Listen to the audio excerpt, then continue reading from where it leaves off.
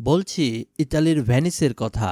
ইতিহাসের বিখ্যাত ভাসমান নগরী, পানির উপর ভাসা এই স্বপ্নীল শহরটির সবচেয়ে বড় চ্যালেঞ্জ হলো ডুবে যাওয়ার ভয়।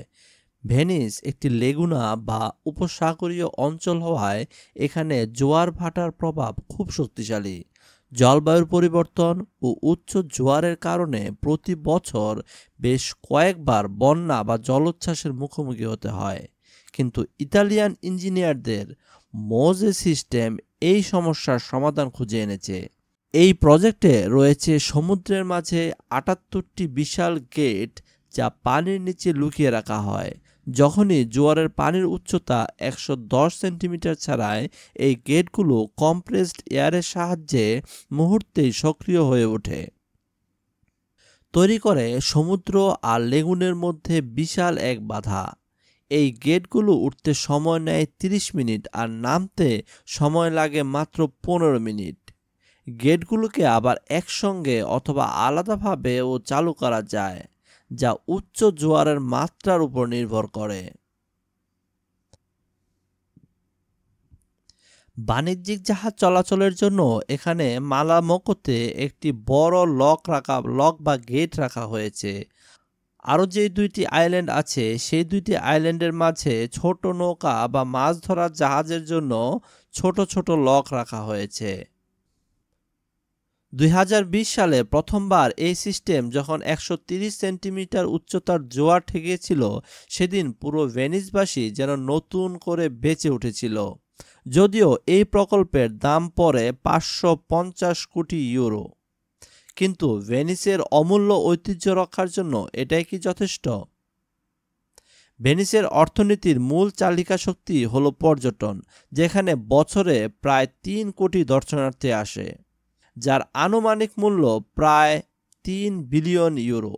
তাছাড়া শহরের অর্ধেকের বেশি মানুষ পর্যটন শিল্পের সাথে জড়িত, যেমন হোটেল, রেস্তোরাঁ কিংবা গন্ডোলা সার্ভিসের সাথে। এছাড়া ভেনিসের ঐতিহ্যবাহী গ্লাস শিল্প বিশ্বজুড়ে বিখ্যাত, যা থেকে বছরে ২০ মিলিয়ন ইউরোর বেশি আয় হয়।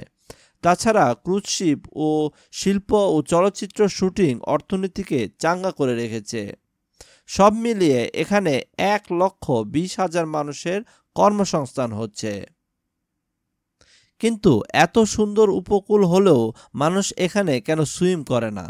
তার অন্যতম কারণ হলো এখানকার পানি শরীরের জন্য সেফ না। বেশি দিন এই লেগুনের গেট বন্ধ রাখলে লেগুনের পানি দূষিত হয়ে যায়, যা বিজ্ঞানীদের উদ্বেগের কারণ হয়ে দাঁড়িয়েছে।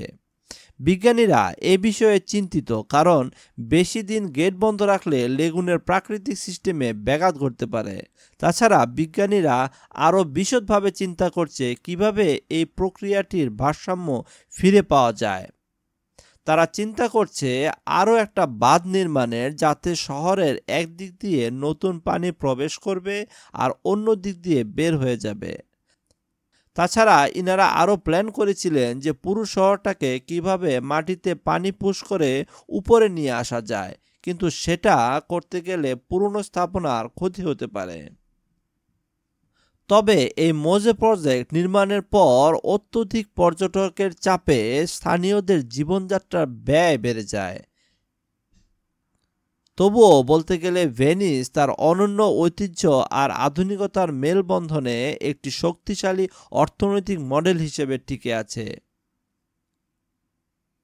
সত্যি বলতে গেলে এটি ভেনিসের জন্য একটা জীবন রক্ষাকারী ভেন্টিলেটর। প্রয়োজন হলে তা চালু করা হয়, আবার প্রয়োজন শেষে বন্ধ করে দেয়া হয়। এই প্রযুক্তি না থাকলে হয়তো আমাদের প্রিয় ভেনিস একদিন ডেস্টিনির সেই আটলান্টিক শহরের মতোই কিংবদন্তিতে পরিণত হতো। কিন্তু এখন ভেনিস শুধু রোমান্সের শহরই নয়, প্রযুক্তি ও প্রকৃতির লড়াইয়ের এক জীবন্ত উদাহরণ।